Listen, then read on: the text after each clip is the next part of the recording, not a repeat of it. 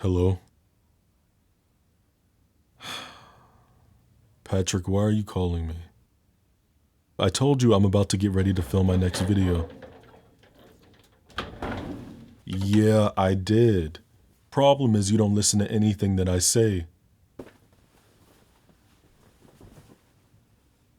You what? You canceled the reservation? What am I supposed to do now? Sit around and play with my dick? I am not going anywhere without a reservation. And you know what? Matter of fact, where is all of this coming from? This is about Paul, isn't it? Yeah, this is about Paul Allen. Oh, you ain't doing the bending no more, huh? Patrick Bateman ain't doing the bending no more. Right. You really think just because you buy me some nice Armani suit or some rare Cotier that I'm gonna act like one of those stupid little blonde bitches that you get off of the street? You know I don't like it when you yell at me. Poor baby, you're a loser. You're a loser, Patrick. Do you remember the night you let me stick my and then I put it in your... Yeah, 'cause you nasty. Oh, so I'm hood now. Or the time we got freaky in the Ralph Lauren restroom in the handicap stall. Yo, what the is you talking about? You know what? This is what I get. Yeah, this is what I get for messing with rich white men. No, you ain't going nowhere. You ain't going nowhere because I've invested too much time in you, Mr. Bateman. I can't believe this. I let you drink my blood last week.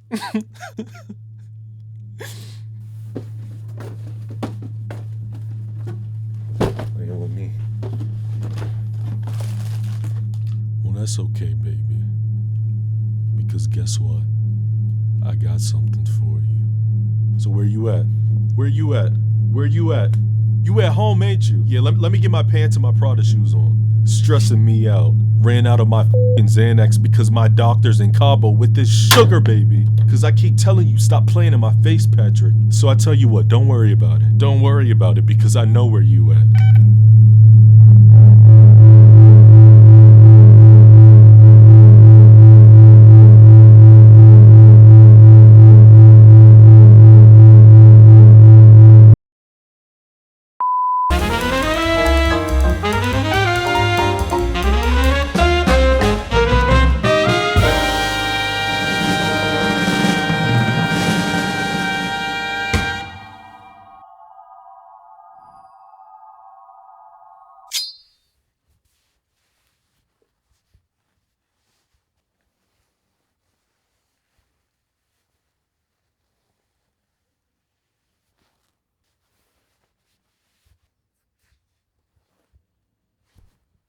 Boys, right?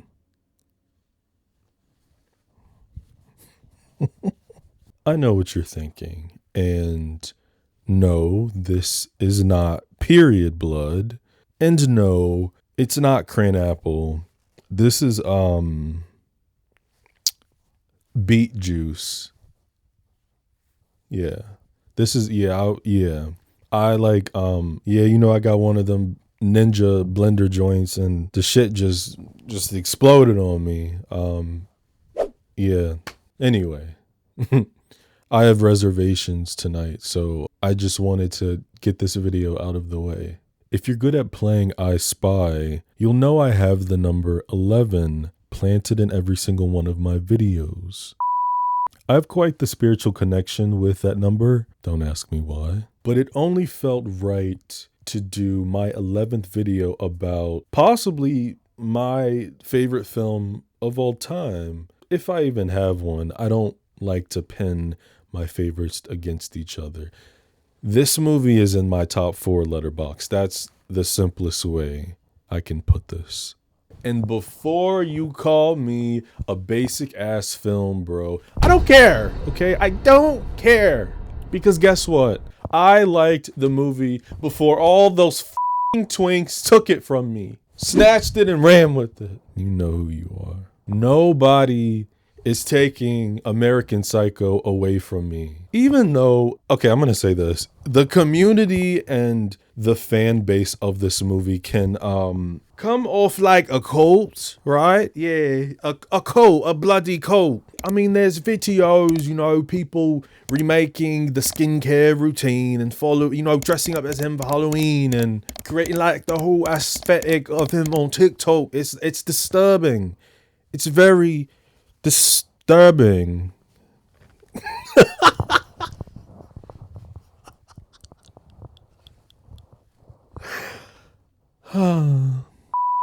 This is so ghetto. I'm sorry. I need to, so I'm growing my hair out, right? Right? My hair grows extremely fast, and right now it is in the what we call awkward stage. So it's, look, listen, oh my God, when I was going through the video, I'm like, the fuck is that? What? It looks like the hairline is doing zigzags, but it's the growth, okay? It's the growth. Like, my hair is starting to curl, and it's like in certain areas, it's just look at me. Oh, God. I'm not bald, I promise. It's just, the hairline's, it's a little slanted, Son, my hair grow real fast, and it's coming into the awkward stage. So at angles, it look like, Don't look at it, okay? Don't be judging me. Okay, back to the video. Every film bro on YouTube has a video about American Psycho and its themes on capitalism, consumerism, and masculinity. Blah, blah, blah. I'm not here to echo those or to give you a boring film history lesson. We all know what American Psycho is about, and we know its cultural status. But tonight, I'm here to give you my take on this movie and how I view it. I almost reread the book. I have quite a few. Hold on, how many do I have? I have 4. It's not a lot. I read this disturbing mother trucker. I want to say, I'm going to have to check my story graph, but I think that it was early 2022. And I was going to reread it, but I didn't want to postpone this video. So in this video, we're going to be talking about film Patrick Bateman, not novel Patrick Bateman. Because while 90% of the dialogue in the film is word for word damn near in the book, film Patrick and novel Patrick are quite different. In the novel, Bateman is way more misogynistic, racist, sexist, homophobic, and xenophobic. But these characteristics were heavily toned down in the film version to make his character more palatable, although some of these characteristics remain subtly present. And I think it's time that we bring attention to the obvious, because the real ones know, but most do not. I think it's time we expose this Patrick Bateman for what he truly is. A fudge packer. A homosexual. Are you homosexual? A what? A homosexual. What's that? And as I walk you through the events of this film that skyrocketed his icon status in pop culture, it'll all make sense. So grab your favorite vintage Giorgio Armani attire and let's revisit American Psycho from 2000. The film opens in this extremely pretentious restaurant where there are these ridiculous entrees and dishes that look treacherous. Baby, what the is this? These portions are a crime, and I bet each plate costs $75 minimum. I'm so serious. If you want anything to look high end, grab grab a fraction of food, get an 11-inch white plate, sprinkle some cilantro on there, and then drizzle with some salt. Patrick? As I was saying, but yeah, like, bro, y'all just went outside and just grabbed some leaves off the tree. What am I paying for? What is that green alien pus? Maybe puke? Maybe baby food that's sitting underneath a piece of uncooked salmon? bone apple teeth, I guess. And don't piss me off with the pastel decor. Pastels? Patrick is at a table with his homies McDermott and Bryce. Bryce makes a comment about them being at a Chick's restaurant, which he's definitely saying based on the color palette. Maybe the servings, I doubt it, but then again, it's like, why are y'all eating there then? He also brings up Dorsia, which is this restaurant that we gonna be hearing about quite a lot. And how they couldn't get a reservation because, as McDermott puts it, because Bateman won't give the maitre d' head. Boys make gay jokes all the time, right? This is softcore, but I feel like there's something else going on. Just look at the pain behind Bateman's eyes as he just awkwardly laughs it off. They start recognizing people within their social circle of elites, getting them mixed up with other people at different corporations, and that is yet another reoccurring theme present within this film. I bet you already forgot who's Bryce and who's McDermott, and that's the point. Our first mention of Paul Allen is here as well, Patrick's biggest crush, who they think they've spotted across the room. Then the fourth friend of the group, Van Patten, returns to the table with this fantastic line. They don't have a good bathroom to do coke in. What the hell is a good bathroom to do coke in? What does that look like? McDermott mentions how Paul Allen is handling the Fisher account, calling him a lucky Jew bastard. Don't see what that has to do with anything, but I guess that's what happens when you grow up in a privileged, out-of-touch society, right? He makes more ignorant comments and Bateman steps in, correcting him about a menorah and a dreidel, telling him to cool it with the anti-Semitic remarks. That's right, baby, check him. What's great about aspects like this in the film is that while on the surface it puts the audience on Patrick's side, being politically correct about current events or saying things that come down to basic human rights and respect, you can also read this as just Patrick echoing things that he's read in magazines. Because at the end of the day, all Patrick cares about is fitting in. Bryce says that Bateman is the voice of reason within the group. And speaking of reason, the bill's only $570. $570.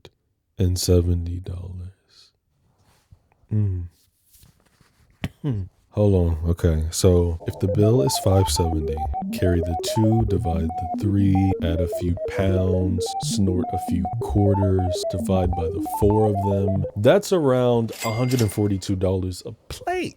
I mean, damn, I was undercutting the restaurant saying the plates was probably like $70. After dinner, the boys go to the club, but it's not any old club. It's a gay club. Now somebody tell me, right? Why some 20-somethings who dress, conservatively and act very macho would be in a place like this? Serious question. I guess knowing the satirical tone the movie is making fun of, it makes sense. They would be in a very eccentric, very colorful, hip club like this. But the type of shit Patrick was saying in the book was so left field from all of this.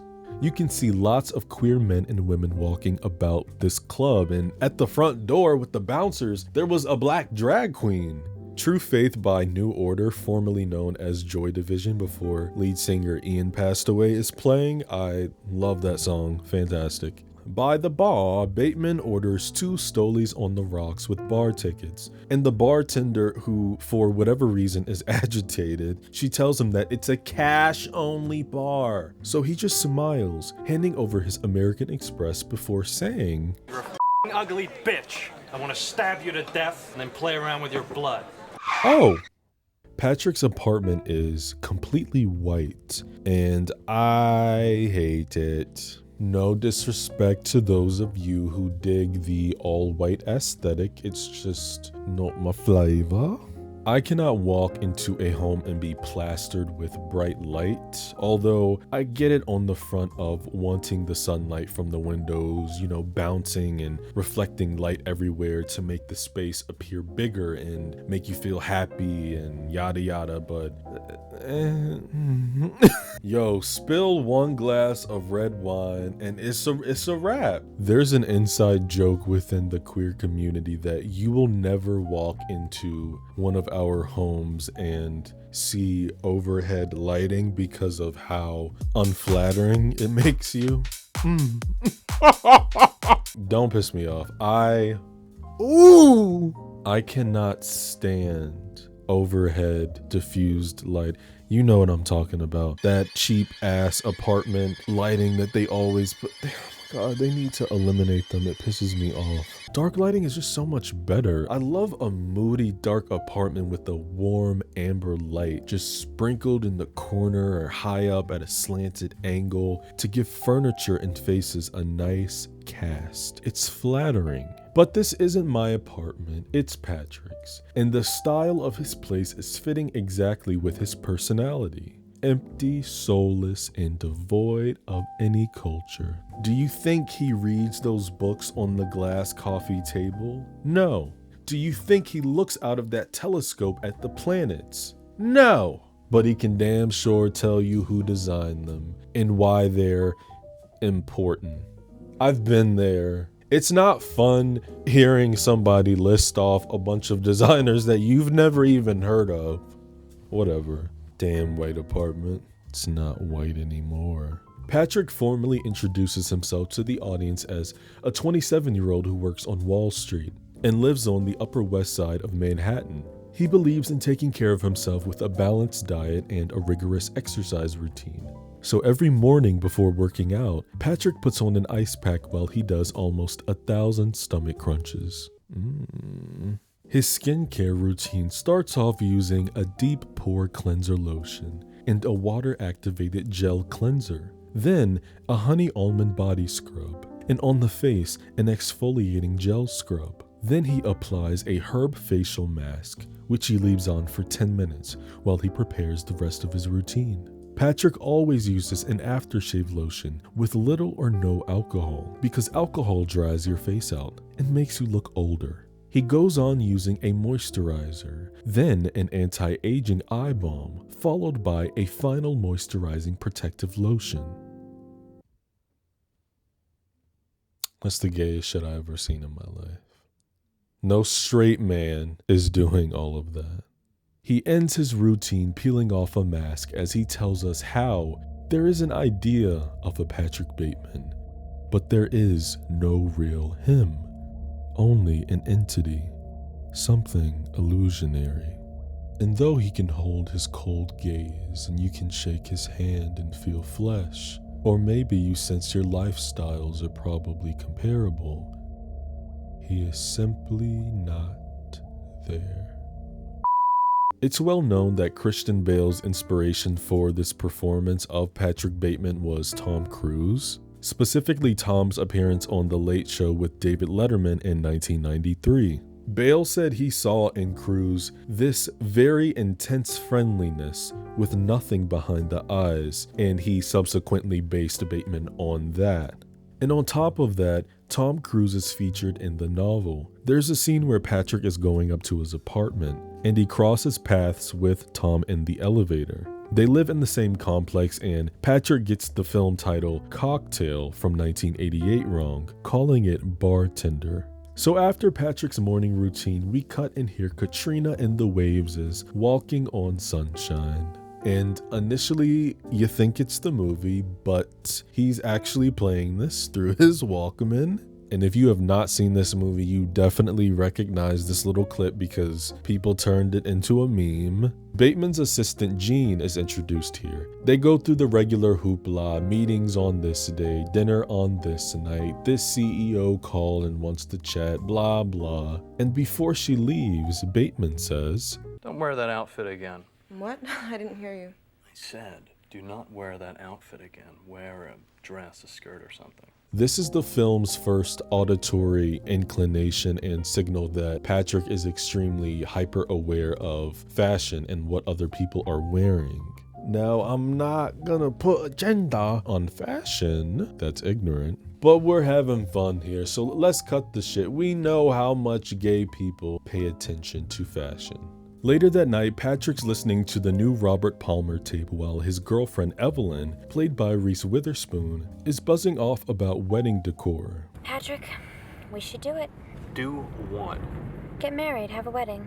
No, I can't take the time off work. This shit is so funny. Patrick's father basically owns the company, so he doesn't really need to do anything, and he doesn't. Like, the entire runtime of this movie, we do not see this man do a lick of work.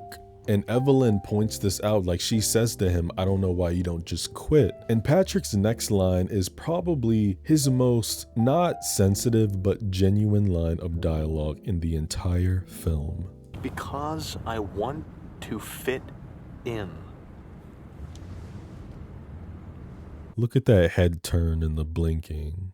He's so sassy. The posing couple arrive at this joint called Espas, which is this very modern, edgy, industrial restaurant. Evelyn introduces her cousin Vanden and her boyfriend Stash. Because tonight will be the night that I will fall for you over again. Don't make me change my mind. Bryce stands up, handing the menu to Patrick, which is this pretentious ass stainless steel plate. I mean, it's kind of cool, but come on now. And we can hear Bryce kissing all up on Evelyn, and she's but our material girl Patrick is too busy checking out his hair in the reflection on the menu. However, because he doesn't notice doesn't mean that he isn't aware, because only a few seconds later, his internal dialogue lets the audience know that he speculates their affair. But the plot thickens, because Patrick is also having an affair with Fish, Courtney Rawlinson, Evelyn's closest friend. In Patrick's words, Courtney is almost perfect looking. She's usually operating on one or more psychiatric drugs. Tonight, I believe it's Xanax. he is such an ass. But Courtney is engaged to Louis Carruthers, who the guys view as the biggest doofus in the building. Courtney asks Stash about his thoughts if Soho is becoming too commercial. And this transitions into a political back and forth because Bryce decides to bring up Sri Lanka and just how Patrick did in the beginning of the movie. He checks his ass again, going on an entire monologue that once again, he low-key probably heard on the radio or read in an article.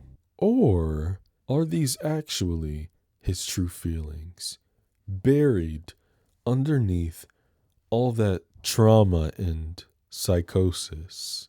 But he pulls it out in times like this to embarrass his friends. Patrick says we need to stop terrorism, provide food and shelter for the homeless, world hunger, oppose racial discrimination, and promote civil rights, while also promoting equal rights for women. We have to encourage a return to traditional moral values, and most importantly, promote general social concern and less materialism in young people. The whole monologue, Evelyn's face is like, you ate that. After depositing a fat load out of an ATM, Patrick catches up with a woman in a rich velvet coat. At the walkway, he says hi, and there isn't much to it at first, but her double take alludes that she might be coming home with the Batester. And the next day, he's at the dry cleaners in Chinatown, trying to get rid of these suspicious stains on his white sheets. So it looks like that woman was our first alleged victim. Pat's making threatening remarks and calling one of the owners a stupid bitch-y. I cannot understand you! This is crazy! You're a fool! I can't cope with the stupid bitchy! Understand? Please, it's so stupid. Just being a horrible person, okay? Then a girl named Victoria, who recognizes Patrick, comes in. And when she asks what's up with the sheets, he says it's crayon apple, of course. He asks Victoria to translate for him since he's running late for a lunch appointment at Hubert's in 15. And before he skedaddles, she tries asking him if maybe they could get lunch one day next week, and Patrick dodges the fuck out of her. And you don't see anything wrong. I mean, Victoria's a pretty woman. I'm sorry, there was my answer right there. Woman. No, just kidding. She must not be on the, the tax bracket level that Patrick looks at for dating. Because he obviously wants to be associated only with people who make him look good. With porn on the TV and an 80s phone between his ear and shoulder, Patrick is talking with Courtney. Lewis is in Arizona, they're f***ing on the side, and they haven't made plans, so what could she possibly be up to tonight? Courtney is in bed on a lot of lithium, and on the night table she's got, what is that, 5 pill bottles? Girl, okay, I hope she's in therapy. Courtney is not giving into Patrick's requests up until he mentions that he'll take her to Dorsia. And she all up in that's the hot shit. So Pat takes out his phone book and calls to set a reservation to get a table for 2 at 8 o'clock. And it's crickets. All we hear on the other end is the rising maniacal laughter of the host.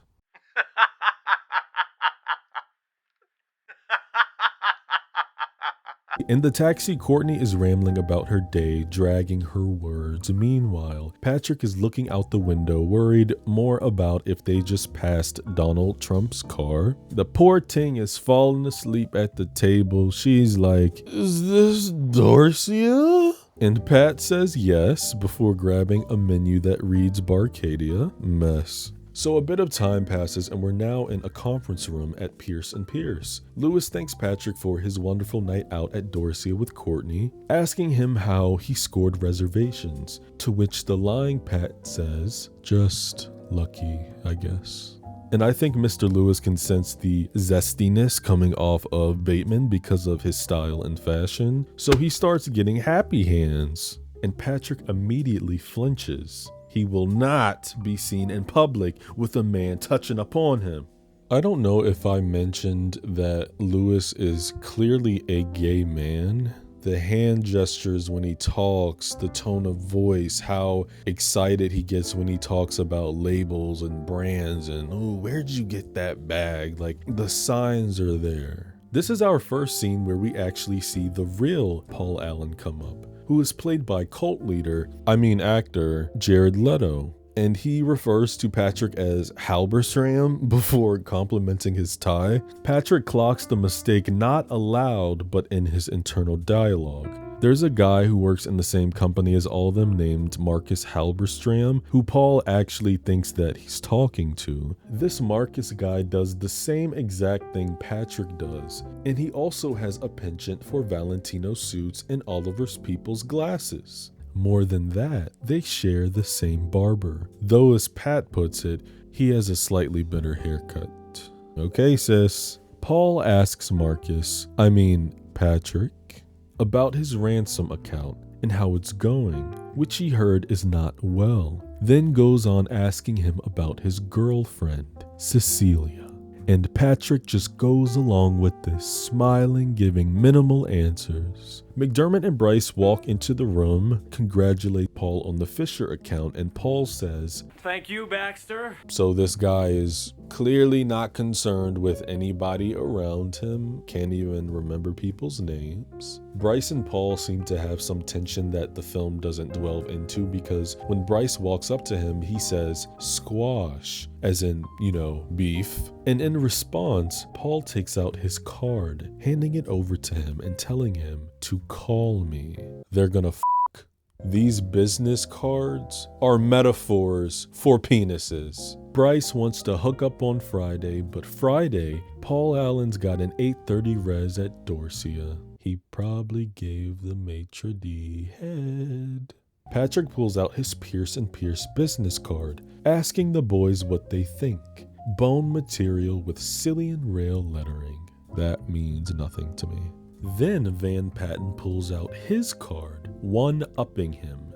Eggshell white with Romanian type. I mean, I prefer Bateman's card.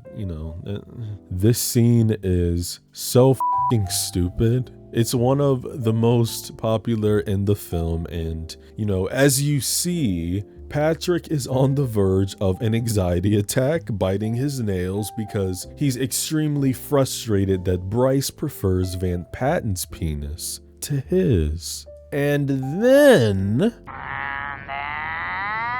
because we have to take this up a notch, Bryce pulls out his wee-wee, raised lettering with pale nimbus white. Once again, I still prefer Patrick's. I don't like the stripe texture they got going on. It's ugly. Impressive. Very nice. Let's see Paul Allen's card. Yes, the iconic line. You can really implement that line into any situation, truly. Look at that subtle off-white coloring. The tasteful thickness of it. Oh my god, it even has a watermark. Sounds like a big dick competition to me. The sight of Paul's card triggers Patty's psycho tendencies, so he's gotta act fast. And for everybody who has seen this movie, I think that we can all collectively agree that this is that one. Every movie has that one scene. Showgirls has that one scene that just, it takes the fun out of the movie. But this is nowhere near the Showgirl situation. Like, that was extreme. But yeah, no, this scene leaves a bad taste in the mouth. It's not really played for laughs, which is good. And you can kind of say that in a way it's necessary because it's showing the audience that no matter, yes, we're following this character, but he is a monster. Like, no, this man is psychotic, but also it's physical proof. I'm gonna put quotes around physical. You'll see why later. Physical proof that he is actively killing. He starts conversing with a homeless black man, taunting him with money in a very condescending manner, saying, I can help you, I'll get you a job and we can get your act together. But then once the man touches his arm, which is reminder something Patrick does not like, the switch flips. He insults the man, and after opening a briefcase, he guts him and finishes it off with stumping the dog to death. It is very upsetting, but look, compared to that novel, this is tame. While getting his weekly material girl facials, we get yet another internal monologue. Patrick tells us how he recognizes his void, how he's got all the characteristics of a human being: flesh, blood, skin, hair, but not a single clear, identifiable emotion, except for greed and disgust. Something horrible is happening inside of him, and the bloodlust is pouring into his days. He's lethal, on the verge of frenzy, and his mask of sanity is about to slip. A bit of time passes as we cut to a Christmas party, which is hosted by Evelyn, where she has ethnic waiters dressed as elves. Yikes. There's this businessman that comes up to Patrick calling him McCoy, and he brushes it off because all he's worried about is, Hey Hamilton, have a holly jolly Christmas. Is Alan still handling the Fisher account? and of course Pat is mad. Other than his crush on Paul and innate jealousy of his entire lifestyle and status, how dare he whisper in his sneaky link's ear out in public? So he musters up the balls to approach Paul and ask him out to dinner. And before Paul walks away to head to Nell's, he calls Patrick Marcus again. And Evelyn notices this, but Patrick just smiles and kisses her under the mistletoe. The restaurant Patrick takes Paul to is this Western cowboy-themed place called Texarkana. Mexican music is playing, there's dishes on the menu like mud soup and charcoal arugula. Like I said earlier, I'm very shocked that, he willingly goes to and picks these places. But then, did he pick this place on purpose to see how Paul would react? Perhaps. Paul insults the waiter, making comments about the menu and how the restaurant is damn near empty, which would be a good thing to the average person. But to somebody who cares about status and wants to be surrounded by wealth in shallow abundance, it's not so good. When Paul calls Patrick out for being late, he replies, I'm a child of divorce. Give me a break. Trauma. Patrick once again brings up the Fisher account, asking Paul how he got it. And Paul says, if I told you, I'd have to kill you. We time jump when the food arrives, and what the hell is that? Patrick is putting his thoughts out into the universe, telling Paul how he has a knack for dissecting girls. Did you know he was utterly insane?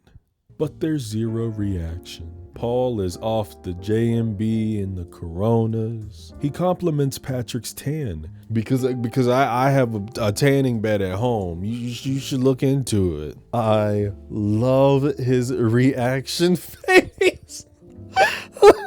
This is good. This is good. This is good. Paul asks him how his girlfriend Cecilia is doing, because remember, he thinks that he's talking to Marcus Halberstram. So Patrick says she's great, you know, she's currently hanging out with Evelyn Williams. And then Paul is like, Evelyn, great ass. She dates that loser, Patrick Bateman. After dinner, Patrick takes Paul back to his apartment to talk about music. And I know I said the card scene was the most popular in the film, but yeah, I'm not gonna say anything. Actually, I am gonna say something. I actually have a question for you. You like Huey Lewis in the News?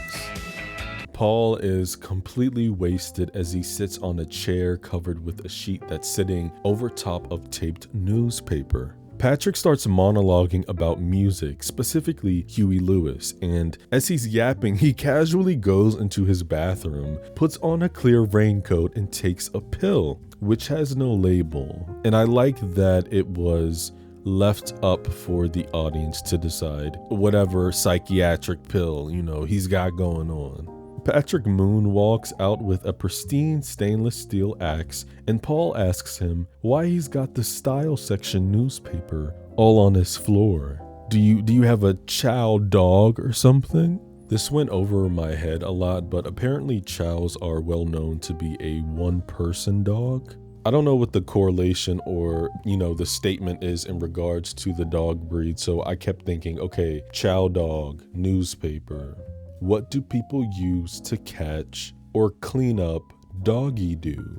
Newspaper. What's on the newspaper on the floor? Paul said it was the style section. So it's somewhat yet another aspect of Paul shitting on Patrick's style, as he's been doing the entire movie. And what a shame, because I often think, what if Paul Allen was knowledgeable on pop culture? Would Patrick have spared his life? They could have had a bonding moment and then made out, right? What? Bro, what are you talking about, man? Just kiss. Or if Paul Allen had accepted Patrick Bateman as a brother. Hey, Paul! And, you know, accepted him and elevated his lifestyle. Instead of just misidentifying him. Try getting a reservation at Dorset now, you f***ing stupid bastard! I guess we'll never know. We'll never know. You f***ing bastard! Anyways, game over for Paulie A. He gets swiped with an axe 7 times. In a very stiff and robotic manner, Patrick carries Paul's body in a Jean Paul Gaultier bag, pulling him along the lobby past a security guard. A trail of blood can be seen just behind, and when he's outside, the trail is gone. Lewis is walking with a friend and he catches sight of Patrick, so you know he gotta say hi to his boo-boo. Where did you get that overnight bag? Jean Paul Gaultier. After disposing of Paul Allen's body, Patrick takes the keys out of his jacket to enter into his apartment, in which Patrick's sheer panic stems from, not the fact that you just took somebody's life, but the fact that Paul Allen's apartment looks over Central Park and that it's obviously more expensive than his. Can we be serious? Like, just one time. He frantically grabs his suitcase and starts packing a bag before leaving a message for his girlfriend Meredith on the answering machine. A few weeks pass and Patrick is in his office listening to Lady in Red by Krista Berg on his Walkman. Jean comes in to let him know a detective named Donald Kimball, played by the GOAT Willem Dafoe, one of my favorite actors of all time, is here to see him. Before Detective Kimball steps inside, Patrick, he grabs the phone and then pretends that he's on the phone with a man whom he's giving fashion advice. You know what I'm going to say. But yeah, Kimball introduces himself as being hired by his higher-ups to investigate the disappearance of Paul Allen. And Patrick is trying so hard to make this detective comfortable. He's so caught off guard and shocked by the entire situation, asking questions twice, only minutes apart. Then he tells Kimball, Well, I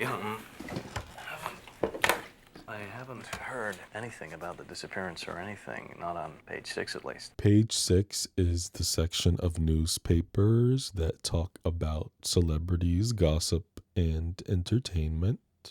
Patrick answers some basic preliminary questions. 27 years old, he went to Harvard, he lives on the very nice side of town, blah blah. And when asked what he knows about Paul Allen, he says Paul was part of that Yale thing.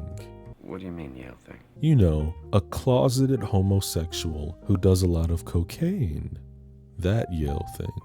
Ladies and gentlemen and friends, we call this projecting.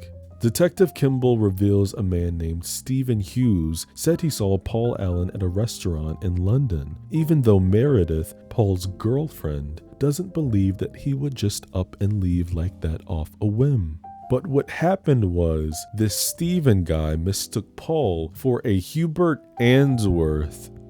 The names are crazy. Oh my God, I didn't mention this film was directed by a woman, Mary Herron. What's up, girl? You did a fantastic job. There's a lot of directorial decisions that she did with this movie that I really appreciate. And one of them is how, and not just this scene, but every single scene that Willem Dafoe does, she made them do 3 different takes. The first take, they would run it as if Kimball knew Patrick killed Allen. The second run around, he isn't sure. And the third round, he's completely oblivious. And in the editing room floor, she would splice all 3 of them up together so that the audience wouldn't be so sure if he did know or if he didn't. Now, if that translates on screen, that's up for debate. That night, Patrick goes cruising, but not for boys. He finds a blonde woman with the Gale Weather Scream 3 bangs, luring her into his ride with cash, but not without jokingly asking her if she takes credit cards. In the limo, Patrick calls an escort agency, ordering a blonde girl in her 20s who does couples, and he can't stress blonde enough. Blonde. He tells this lady of the night his name is Paul Allen, and her name for the evening will be Christy. She will only respond to Christy. Christy is in his nice bathtub sipping on some Chardonnay. Don't think I said it in the opening during his skincare routine, but I love his bathroom. Oh, I love a black and gray bath. It's just sexy and expensive. Ugh. I want you to clean your vagina. Huh? Wait, hold on. I don't think I heard you. I want you to clean your vagina. What straight man refers to the female anatomy as a vagina?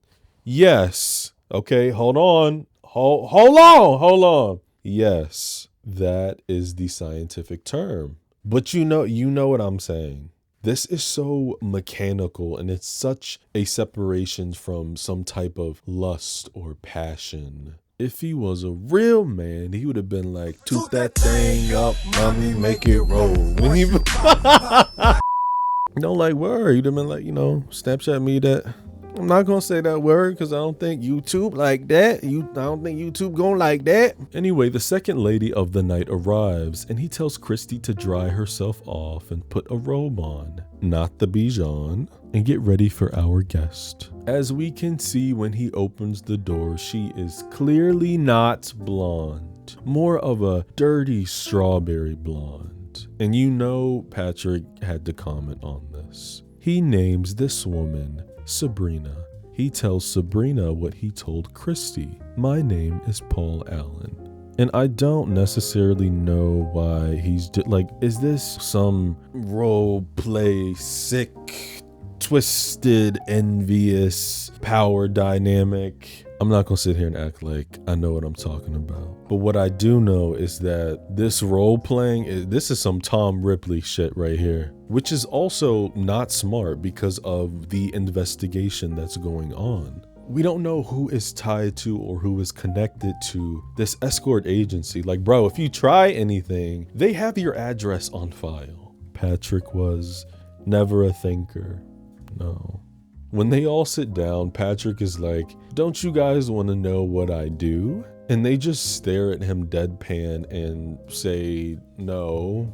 But of course, they're gonna find out anyway. He tells the girls that he works on Wall Street at Pierce & Pierce. Have you heard of it? Crickets. They nod their heads no. And then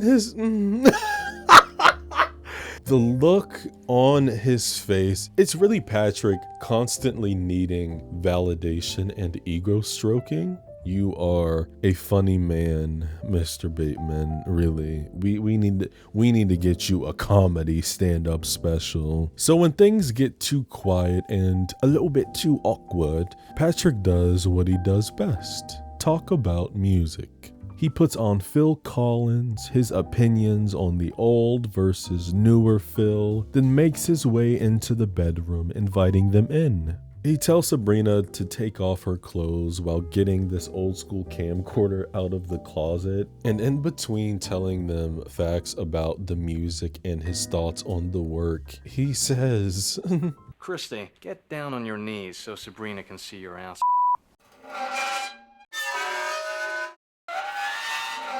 Before then going on to tell Sabrina Carpet Muncher to munch on Christy's carpet. Yeah, you heard me right. Sabrina, don't just stare at it, eat it. Now, I cannot show the following events for obvious reasons, but during the entire roundabout, Susudio by Phil Collins is playing, and as any narcissistic man does during intercourse, Patrick just stares himself down in the mirror and flexes. Later in the night, while everyone's seemingly asleep, Pat goes in a drawer filled with tools and grabs a wire hanger. Was his mother Joan Crawford?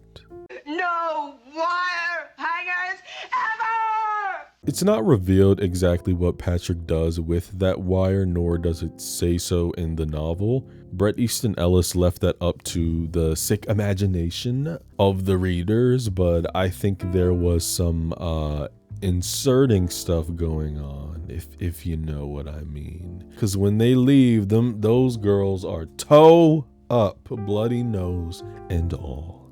Patrick is sitting in a lounge with McDermott and Van Patten saying the most god-awful, ignorant, misogynistic statements about how women who have great personalities only have them because they have to make up for how ugly they are. Wow. Patrick makes a joke about famous serial killer Ed Gein, which they don't laugh at, and then Lewis appears, flexing his brand new business card. His name, title, and the company are all printed in gold. Now that card looks good. I ain't gonna front. I'm gonna let him have it. I'm gonna let him have it. Lewis walks off to the restroom, and this just sets Bateman right on up, so he follows him, applying black leather gloves as he inches closer. And instead of acting precise and just, quick in and out and getting it over with. He takes his time, slowly setting his hands around Lewis's neck. Why are you taking your time, Patrick? Is there another part of you that doesn't truly want to go through with this? And more than that, why would you try to take somebody's life in a public space like this? When Lewis turns around, the air sits still. Then he pulls back Patrick's glove and kisses his hand. Now here's the thing, Patrick is visibly uncomfortable. I mean, he looks like he's about to vomit, right? Or is he embarrassed? Lewis goes on saying, I've seen the way you look at me, your hot body, why here? And mind you, he's touching all up on his face, his lips, and Patrick is just frozen solid. And remember, the last time Lewis touched him, he was ready to punch him in the Adam's apple. Even when McDermott touched him moments before he went into the bathroom, he flinched. More times than not, when a heterosexual male is hit on by a homosexual, they will almost immediately resort to insulting them or worse, attacking them. But it seems like there's something inside of Patrick that is malfunctioning. I don't think he's attracted to Lewis, but I think that the suppressed side of his sexuality doesn't know what to do. Because let's keep it G. If he was straight, if there was no internal battle here going on, Patrick would be beating the shit out of him right now. Correct me if I'm wrong. So instead, he rushes to the sink to rinse off his gloves and he tries to leave. Patrick, what is it? Where are you going? I've got to return some videotapes. Patrick! After a short scene of Detective Kimball visiting Patrick again, and the boys ultimately setting a dinner date up, we go back to another gay club. I don't think I need to say anything else for this video. The subtext is right here. If y'all are so alpha, if y'all are so manly, why is y'all in a club with these queers doing cocaine? Bryce is talking about the AIDS virus and how you can catch dyslexia the same way, Jesus Christ, before they find an open stall and go skiing. Could you keep it down? I'm trying to do drugs. Fuck you! Calm down. Let's do it anyway. That isn't the The next stall thinks it's okay! They hang in a section with these three blonde models, Patrick's type right there. And when one of them asks him what he does for a living, he casually says, murders and executions mostly. But as we so know, the outlandish stuff that comes out of his mouth are not transmitted into other people's ears, or so we think. When the model responds, she's like, oh wow, most people I know that work in mergers and acquisitions don't actually like what they do. Put a pin in that. I'm gonna bring that up later. The following day, he's in his office playing with the blonde model's hair, so womp womp, we know what that entails. Patrick asks Jean out to dinner on a whim, telling her to pick anywhere she wants to go. And she reluctantly suggests Dorsia? only the hottest place in town. He's not gonna embarrass himself in front of Jean, somebody who works for him, obviously, and say, well, I can't necessarily get up in there, so maybe we can try the other joint down the road. You don't want to go there? So he dials Dorsia. Yeah. Thank you for calling Dorsia. This is Bobby. How can I help you? Yeah, can you take 2 tonight at, let's say 9 o'clock? No, man. We're completely booked. I honestly can't even tell you when we'll have another... Really? That's great. That's great. Bro, did you hear me? We are completely... Wait. I know that voice. Don't tell me this is the Patrick Bateman guy. Listen, I thought I told you to stop calling here. We don't accept your kind. You'll never fit in here, okay? So let me put this in a language that you'll understand. We won't have a table open until the Oscars finally give horror films the recognition they deserve. Until Martin Scorsese directs a Marvel movie. Until Leonardo DiCaprio dates someone over 25. Until Bad Gallery Re drops another album. Until Quentin Tarantino makes a film without showing feet. Until we get a gay James Bond. So until any of those happen, I will not have a reservation for you. 2 at 9? Perfect. See you then. At his apartment, he gives Jean sorbet that has been sitting in the freezer along with the model's head. Patrick, you sick f***. And as he starts asking her questions about what she wants to do with her life, he starts stroking knives in his drawer, then brings up her love life, and Jean just throws it right back at him. There comes a point when Patrick holds up a pneumatic air nail gun to the back of her head, but Evelyn leaving a message on the answering machine stops him. And it's quite an awkward situation because 2 seconds before this, he told Jean he wasn't seeing anybody. So Jean ultimately leaves. There is no dinner because Patrick believes that he won't be able to control himself. Patty is sweating bullets, boy. I tell you, during that lunch with Detective Kimball, as he should, because the last time Kimball was, asking him questions, he was stumbling. Detective Kimball reveals on Paul's calendar that it was written he had dinner with Marcus Halberstram, whom he spoke to. The real Marcus Halberstram. And the real Marcus denied it, but he also couldn't be sure. However, Marcus has an alibi, and it's clean. Marcus's alibi was that he was at Atlantis with his homeboys, McDermott, Dibble, Burner, Newman, and Patrick Bateman. So now it's whatever. There's no way one of his closest friends could have taken his life, right? Patrick pulls back up on Christy at the industrial factory, and you'd think she'd tell this psychopath to stay the away, but the shmoney too good, the shmoney is too good. Damn.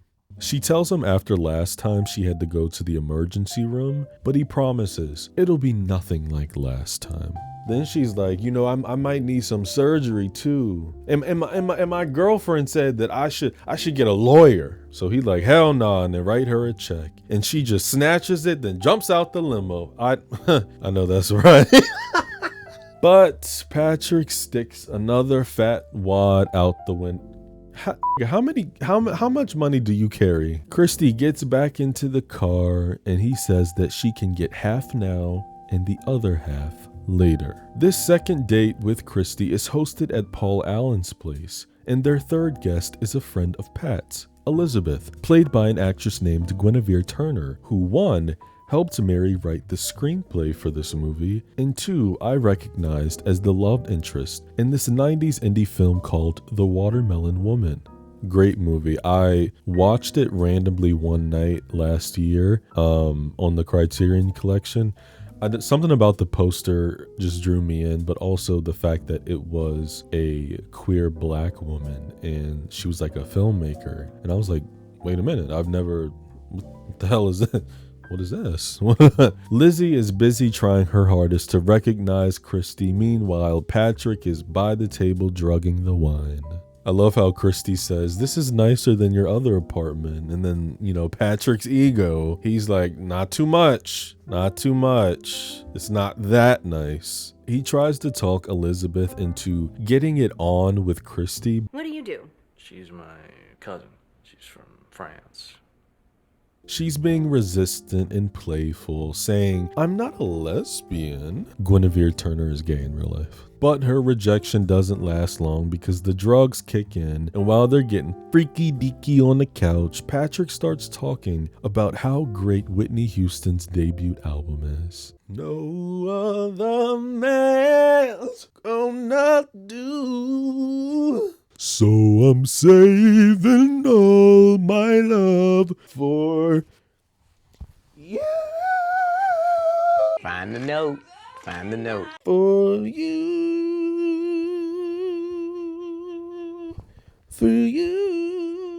I love that album. Thinking About You. Oh my God, what's the other one? Baby, give good love. Give good love to me, baby. So good. Listen, take this heart of mine into your arms, into your hands. You.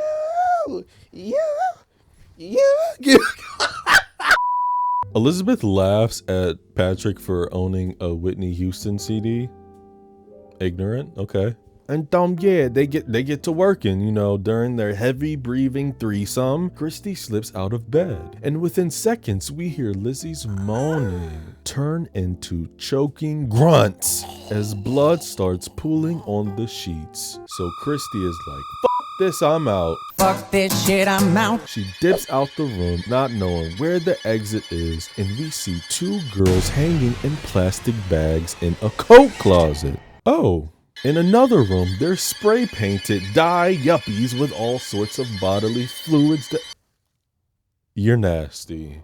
No, you're nasty. Like, clean. You're nasty. Then this dude comes out of the room with a chainsaw. Yo, okay. Where do we go? Where do we go? Where do we go? Christy keeps moving. She runs in another room. How did she not see any of this? I mean, did Patrick, like, you know, set rules like you're not allowed to go in this room, that? He probably did that, but don't you think the smell would a little whiff of, you know, a corpse? Anyway, he bites her leg like an animal and she kicks him in the face. Y'all know how gay men are about the don't touch my face. Touch the face! You bitch, not the face, you piece of bitch trash! Christy does make it out of the apartment.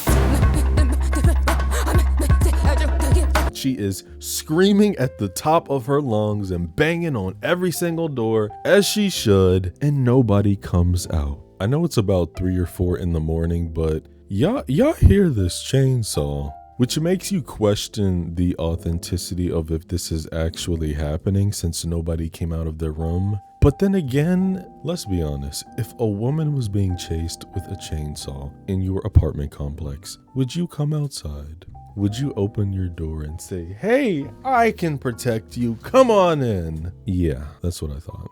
Christy books down a flight of stairs and Patrick follows her line of path, dropping the chainsaw at the right moment. And yes, she's hit and mud.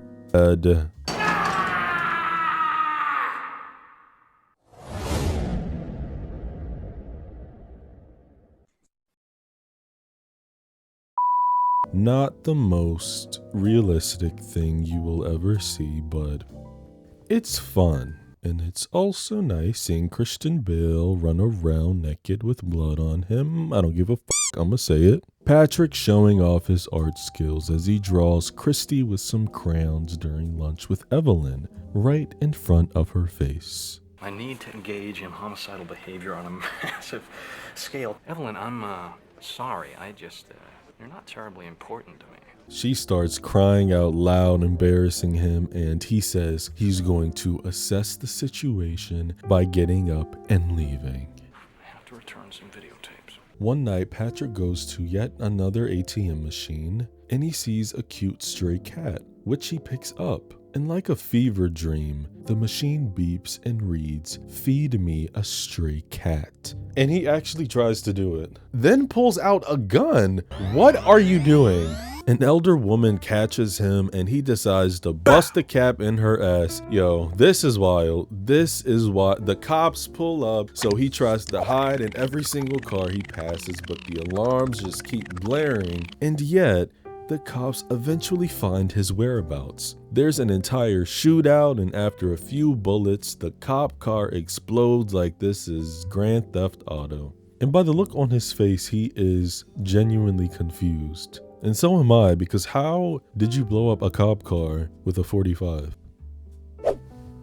He frantically runs inside his work building, and when the security guard sees him, he refers to him as Mr. Smith. There is a lot going on, but just stick with me. Patrick pew-pews him, booking out the building, but turning around to shoot the janitor that saw him for extra points. He takes his elevator up to the office. We hear the helicopters outside with the lights. I guess they found the exact room that he was in. So he hides in front of his desk, dialing for his lawyer, Harold. And Patrick starts going on a long confession about all the lives that he's taken.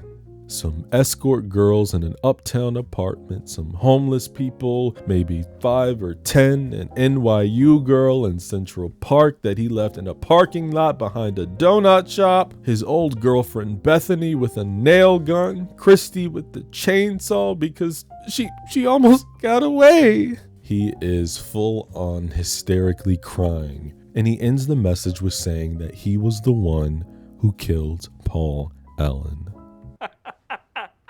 I just had to kill a lot of people. I'm not sure I'm gonna get away with it this time. I mean, I guess I'm a pretty sick guy.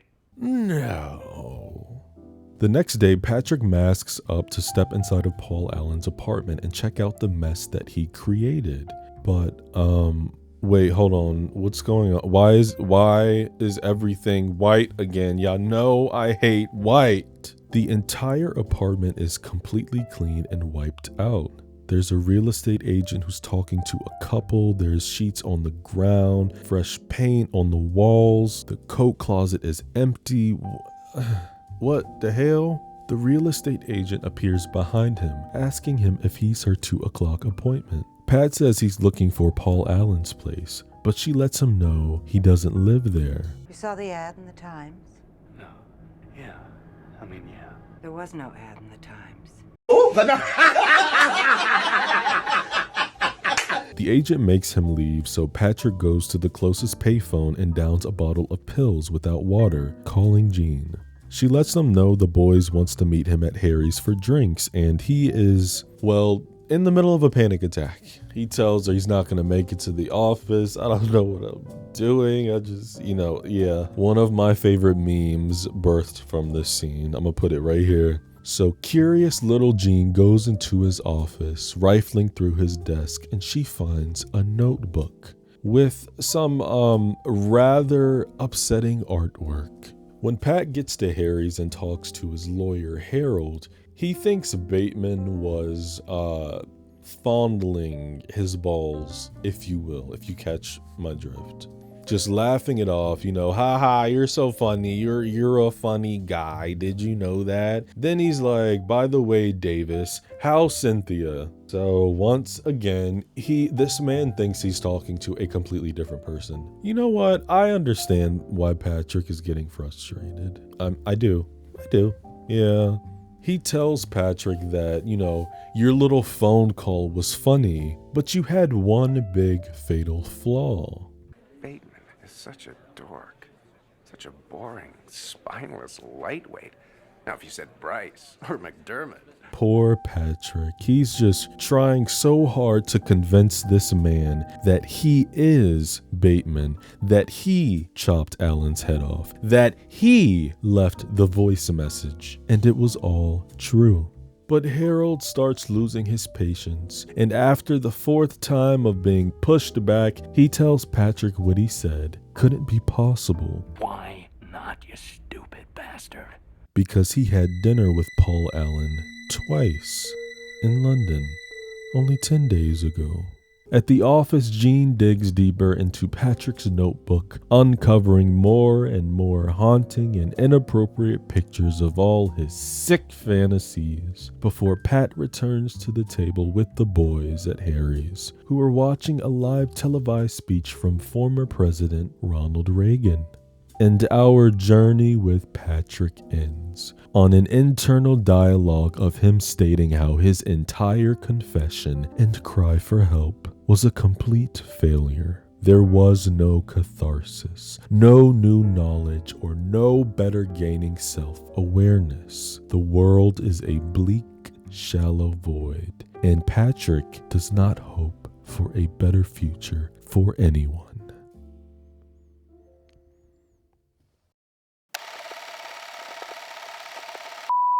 Before I dig deeper into the gay theory, would this be an American Psycho video without me asking, was Patrick really a killer?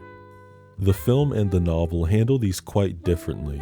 In the book, it's more so implied that he definitely was doing these acts, especially with how passive he was, referring to tens and tens of situations while then going into extremely explicit detail with some, whereas the film tries to make it uncertain, but also does show some simple cut and dry references. You think you have all the answers when Patrick's lawyer, Harold, says he had dinner with Paul Allen 10 days ago, but Detective Kimball brought up scenarios like this multiple times. The Stephen guy and Marcus Halberstram getting their people mixed up. That was an example. On top of that, how damn near everybody Patrick encounters in his workplace misidentifies him. You really cannot rely on anybody, and you damn sure can't rely on Patrick Bateman. He is an unreliable narrator, right?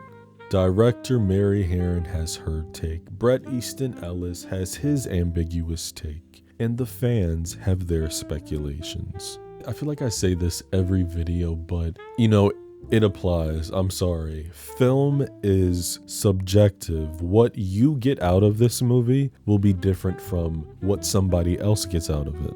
And I often find myself middle of the road with quite a lot of theories, but that's because I naturally just see and understand multiple POVs. And as much as I want to be ethical and just say that this was all in his head, I personally believe Patrick did commit these crimes, but not all of them. The Paul Allen we see in the film could ultimately just be a guy impersonating the real Paul Allen. And how crazy would it have been if the Patrick Bateman that stick with me, the Patrick Bateman that we were following through the entire movie wasn't actually the real Patrick Bateman.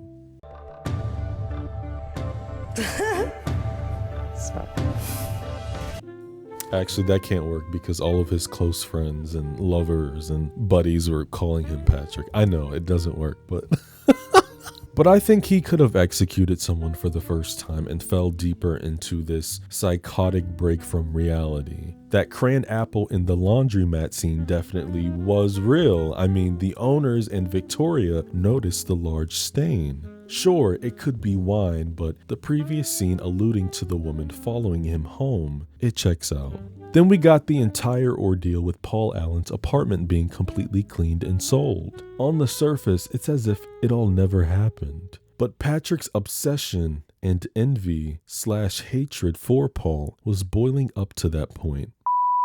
I can't believe I didn't mention this. I thought I did, but there's a popular fan theory that the real estate agent is part of this whole conspiracy with the complex's owners, and quite dark in nature, to be honest with you. And with the fact that she willingly covered everything up, apparently they had cleaners come in and clear the place out so the news didn't get out, and with the, get the police involved and ruin the reputation of not only the building, but her sale and her selling the apartment. Now, for a long time, I didn't really subscribe to that, but I don't know. I feel like the more I watch this movie, the more you can feel it, because there's just something extremely eerie about the entire ordeal and how she reacts to seeing Patrick, especially when she asks him about the question about the ad in the Times. It's like she knows that he was the one who was responsible for everything. I don't know. I also think that Paul Allen's death was real. The film plays with you as it should, but Patrick's obsession with that man was definitely slipping into fatal territory. Any other reference of these white-collared gents speaking with Paul was them mistaking someone else for him, which is what happens to Patrick continuously throughout the movie. When Patrick carried Paul Allen's body out of his apartment, how we casually see the blood streak on the floor and then it disappears when he's outside. Plus the security guard not even acknowledging it. Now this is just straight up Mary fucking with us. playing with the elements of, yes, when you are somebody with this amount of money and this amount of power, you can get away with things like murder, right? I mean, dude, 80% of the shit that comes out of Bateman's mouth that would put him on a watch list goes right over everyone's head. These rich people are so wrapped up in their own shallow lives, so involved with their own image and agendas that they have zero desire to entertain what others are doing, unless it directly affects them. But the drawing a corpse in a restaurant, saying how you like to dissect girls, going on for 2 minutes about how you executed multiple people, the multiple lines of threatening dialogue, the ATM telling this man to feed it a stray cat, followed by this massive runaround when he's shooting multiple people, blowing up cop cars with only a few bullets from a 45. Those all ring psychological to me. Patrick Bateman is severely mentally ill. This we know. If you try to Google what he suffers from, you'll see numerous illnesses ranging from narcissistic personality disorder, antisocial personality disorder, schizophrenia. We see traces of OCD with his skincare and how clean he keeps his home and his office. Rushing to get coasters, raising his voice at Gene for putting the spoon on the table when it should go in the carton. It's the little stuff. But let's switch gears and let's get into the fruity stuff. I know I've made numerous jabs at homosexuality and it is stereotypical, but y'all know I mean no harm by all of this. But look at the material. Look at the material. You should be going home You anyway. can be the judge of it. As Helen DuBois from Drake and Josh once said, the clipboard does not lie.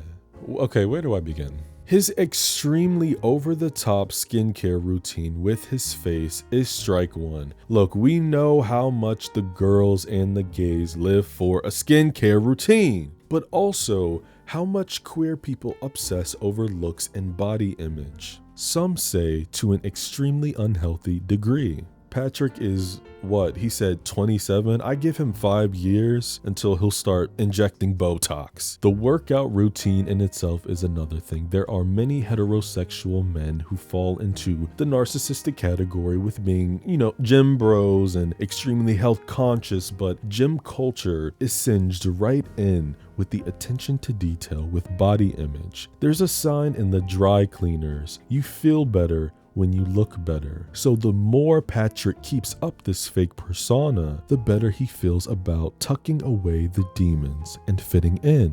Paul Allen. Now, because you are jealous of somebody does not mean that you are in love with them, but role-playing as them?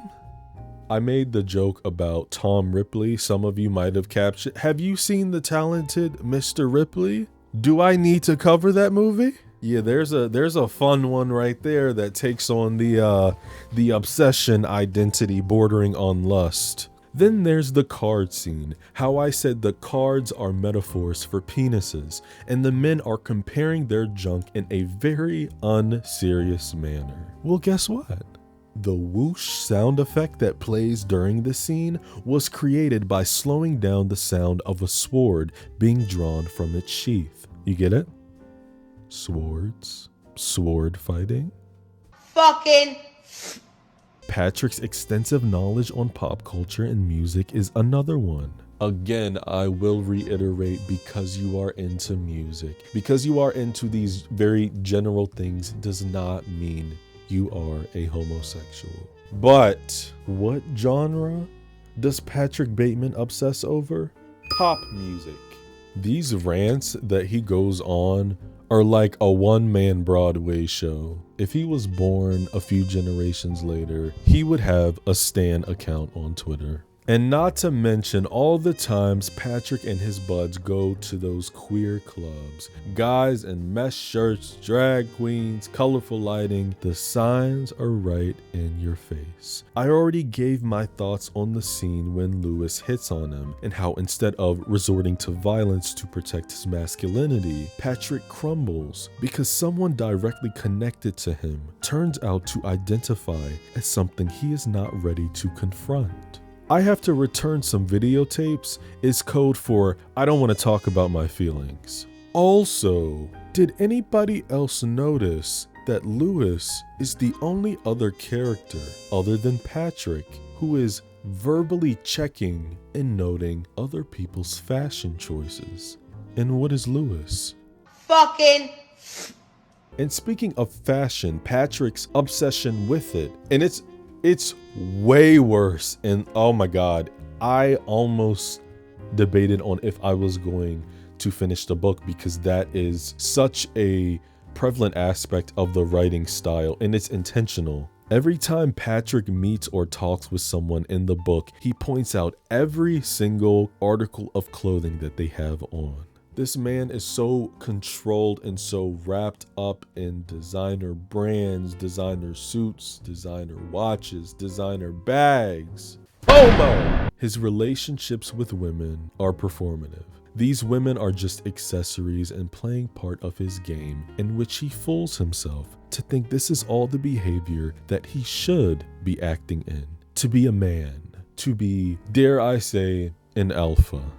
Remember how I told you to put a pin in what that model said to Patrick in the club? So what do you do? Well, murders and executions mostly. Well, most guys I know who work in mergers and acquisitions really don't like it. Now this is important. This is important because reversing it to what Patrick actually meant to say, we're implying that he doesn't actually enjoy the sick behavior that he takes part in. He doesn't enjoy his work, the yuppie lifestyle, but he has fooled himself to believe because that's what's in and that's what's cool and that's what'll make him feel important. I want to fit in. And there are thousands of gay men who grew up closeted in high school who can tell you that they would have did anything or involved themselves with any girl to internalize their true identity by putting on that mask. The Tom Cruise situation and how Christian Bale based his performance off of him. And that adds an entire nother layer. Because if you know only one thing about Tom Cruise, you know all the conspiracies surrounding his sexuality. People have said that man was a flamer for years, allegedly, and that all his wives were in NDA contracts to protect his image. Have you seen the photos of Nicole Kidman after she left the attorney's office to sign the divorce papers from Tom? That's what freedom looks like. When Patrick's telling Lizzie and Christy about Whitney Houston's The Greatest Love of All and its importance. If you've never heard The Greatest Love of All, its meaning is about learning to love yourself and find the power within instead of out. Rejecting the urge to seek success, validation, affection from the world and society around you. Patrick loves this song because he struggles to do that. You can look at all his political monologues, such as the one in the pastel place or Espas, as him trying to fit in with what's popular in the articles. Or as I said once before, you can look at it as Patrick giving a glimpse of who he truly is, or what he wants to be. He doesn't want to continue to live on like these ignorant, airheaded, low vibrational Wall Street yuppies. He wants to be loved. Live out loud. Live, laugh, love. Bret Easton Ellis, the author of the book and the source material, is a gay man. This story came from a gay man who wrote about a character that was reflecting hypermasculinity gone wrong, aka his own father. Daddy issues. And Bret based Patrick's last name off of Norman Bates, a queer-coded character who dresses up as his mother and assumes an entirely different identity. I probably should have given a spoiler warning, but it's been over 60 years. If you haven't seen Psycho, I'm not sorry. I'm not sorry. I'm not sorry. You should, that movie, come on. Come on. I think I've proved my point. And if you disagree, that's okay. That's okay. Because I still love you. Fun fact, Leonardo DiCaprio was originally supposed to play Patrick Bateman, fresh off of Titanic. That twink was going to play Patrick Bateman. First of all, way too young. Way too young. Did that boy look 27 in 2000? I don't know. I love Leo, but I'm also glad that that didn't happen. I think that Christian did a fantastic job. And Leo's management was asking for $21 million for him to play this role. Like, who the hell? Anyway, the film's budget went back down to $7 million and Bale got it. So, you know, good for him. I love this film. If it's not obvious, it's camp, it's stupid, but it's also extremely relevant and still applies nearly 3 decades later. So is Patrick Bateman a repressed queer king or just a narcissist with some killer abs? Let me know all your thoughts about American Psycho down below. Give this video a like and share if you care. And if you're new here, consider subscribing. I would love to have you. All my socials are linked down below in the description, and I have more videos on my channel, more content if you want to spend more time with your homie. And while you do that, I'm going to check up on my Dorsia reservation. What the hell? Who is this? Hello? Patrick.